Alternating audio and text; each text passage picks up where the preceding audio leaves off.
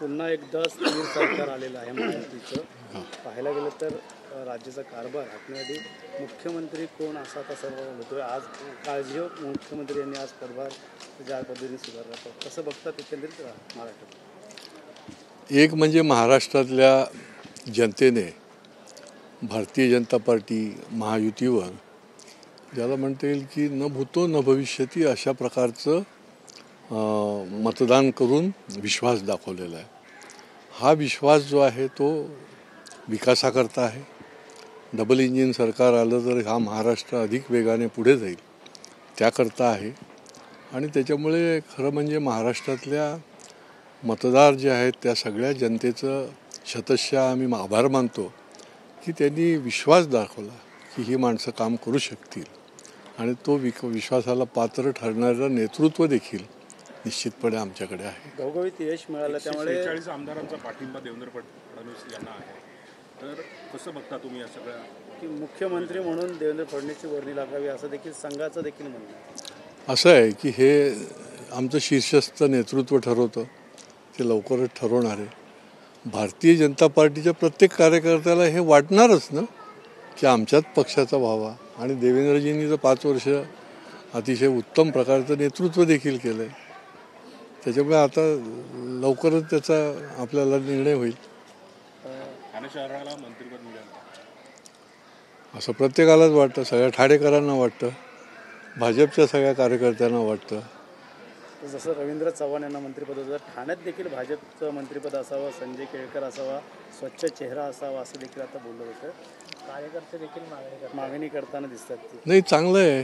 खरं म्हणजे एक अधिक आपल्याकडे घटनात्मक एक ताकद निर्माण होते आणि जनसामान्यांना सेवा करण्याकरता आणि जो अडला नडला आहे त्याला अधिक जोमाने त्याला न्याय देण्याकरता त्याचा उपयोग होतो. त्यामुळे कार्यकर्त्यांना वाटणं हे अतिशय स्वाभाविक आहे. जबाबदारी दिली तर कशा प्रकारची तुम्ही पूर्ण केला आहे?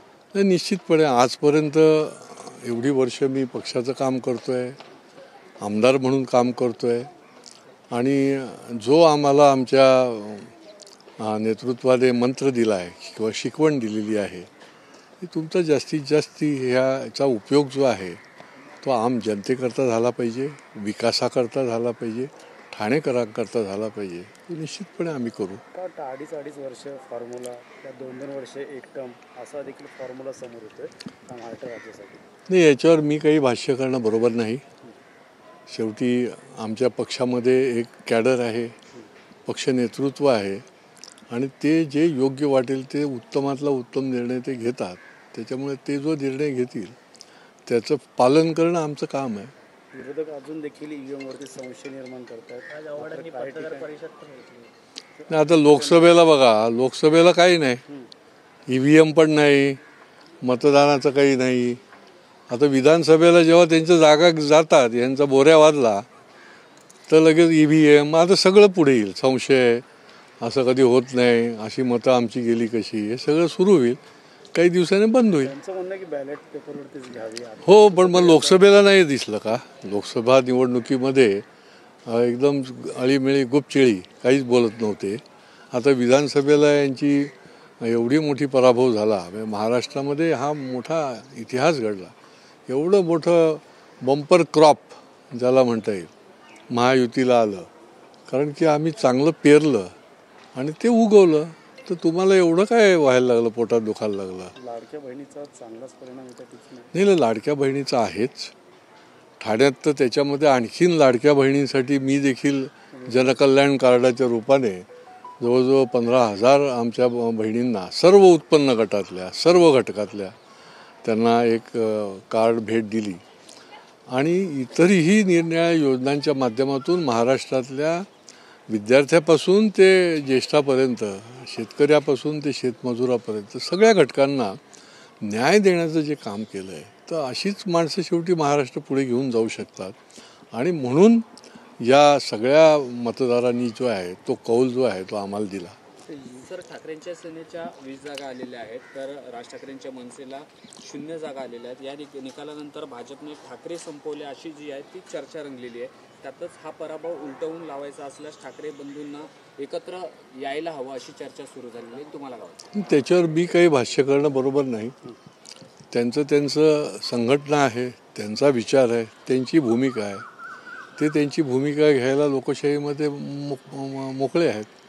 त्यांनी काय करावं हे मी सांगणं हे काही मला उचित वाटत नाही. भाजपने ठाकरे बंधूंचे दोन्ही पक्ष संपवले अशी चर्चा. नाही, भाजपने या महाराष्ट्र पुढे येण्याकरता जे म्हणून करता येईल ते जीवाचं रान करून केलेलं आहे. पूर्वीही करत होतं आणि यावेळेला तर भाजपला एकदम बंपर ज्याला म्हणता येईल प्रतिसाद जनतेचा तो आमच्या कामाकरता असेल, प्रामाणिकपणावर असेल. आमचं पुढचं जे डबल इंजिन सरकारचं जे काम पुढे विकासाच्या दिशेने जाणार आहे त्याच्यावर विश्वास टाकून असेल आणि म्हणूनच एवढ्या मोठ्या संख्येने जागा ज्या आहेत ते भाजपच्या आणि महायुतीच्या आलेल्या आहेत. तर भाजप आणि महायुतीच्या या महायशामागे संघशक्तीचे सूत्रधार जे आहेत ते अतुल लिमये असं म्हटलं. हे तुम्ही आता निर्णय आता प्रत्येक याला मी कुठून उत्तरं देणार. असं आहे की शेवटी मतदार राजा जो आहे तो मत देत असतो. त्याच्यामुळे पहिला सलाम जो आहे तो आमच्या या मतदार राजाला दिला पाहिजे आणि त्यानंतर जे म्हणून हात याच्या पाठीमागे असतील दृश्य अदृश्य त्यांना देखील आम्ही कृतज्ञतापूर्वक त्यांना आभार मानले पाहिजेत आणि ते आम्ही आभार मानतो. शपथविधी कधीपर्यंत पार पडेल ते आता राज्यपाल साहेबांनाच माहिती असेल, महामहिम राज्यपालांना. मुख्यमंत्री खरा महाराष्ट्राचा कोण असं देखील होतं ते तर मगाशीच मी आपल्याला सांगितलं की प्रत्येकालाच वाटत राहणार. आम्हालाही वाटतं की आमच्या पक्षाचा मुख्यमंत्री व्हायला पाहिजे. आमच्या एवढ्या जागा आहेत, परंतु काही काळामध्ये निर्णय होणारच आहे. सर, लोकसभा झाली, विधानसभेचा निकाल सर्वांच्या हाती आला. आता येणाऱ्या महापालिका निवडणुकीसाठी ठाण्यामध्ये भाजप वाढवण्यासाठी, जागा वाढवण्यासाठी भाजप कशा प्रकारे प्रयत्न असणार आणि येणारा महापौर देखील कशा प्रकारचा कोण बसणार त्याच्या संबंधी आता आमच्याकडे कसं आहे की एकटा माणूस काही सांगत नाही, ठरवत नाही. आमची सामूहिक विचार, सामूहिक निर्णय आणि त्यातून सामूहिक आम्ही काम करतो. त्याच्यामुळे आमची टीम बसून आम्ही याच्याबद्दलचा निर्णय जो आहे तो पुढच्या काळामध्ये घेऊ. पण भाजप प्रयत्न करणार का जागा वाढवण्यासाठी? आणि प्रत्येक पक्षाला वाटतं ना की आमचा जागा वाढल्या पाहिजेत, आमचा महापौर झाला पाहिजे आमचा. आणि त्या दृष्टीने शेवटी संघटना आहे म्हटल्यानंतर संघटना प्रयत्न करणारच आणि भाजपच्या जागा वाढण्याकरता देखील कार्यकर्त्यांची ताकद जी आहे ती लागणारच.